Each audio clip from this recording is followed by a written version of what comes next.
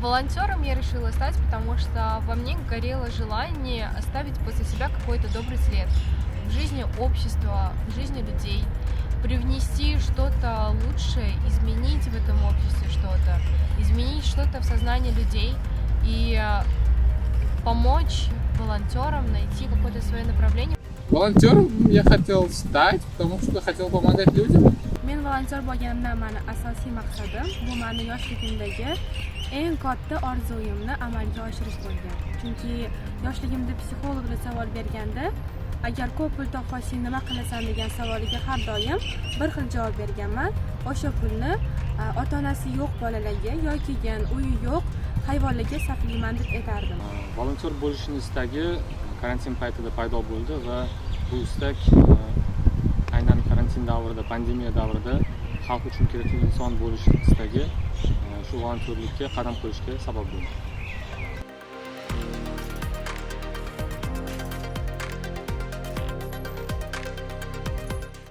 Мы сталкиваемся с проблемой финансирования. У нас очень много проектов, и проблемы возникают именно во время их реализации, это финансы.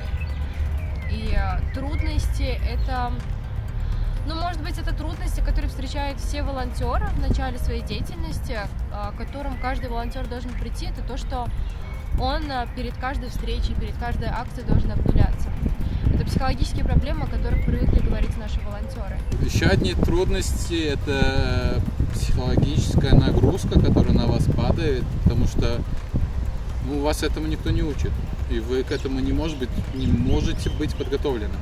Потому что волонтерство встречается со всеми, вы бываете везде, вы участвуете в разных акциях, и это каждый раз что-то новое, что-то необычное и новая nagruska. Va vaqti bo'lgan, biz call center tuzgandan keyin o'sha insonlarni nomerlarini olib qolganmiz va o'zlarini uylariga отдельно borgan vaqtlarimiz ham bo'ldi. Men o'ylaymanki, volontyorlikda eng qiyinchilik tomonlari bu qalbingizda qoladigan xotiralar.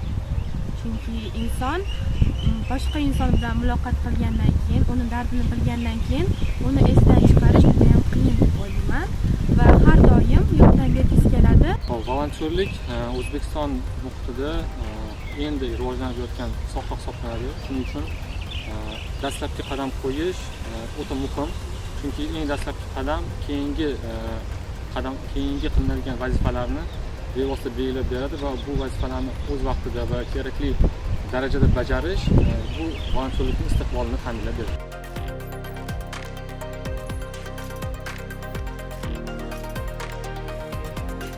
Если ты решил стать волонтером, я бы тебе посоветовала быть в нескольких движениях, организациях, инициативах, быть волонтером, выбрать, что ближе тебе по душе.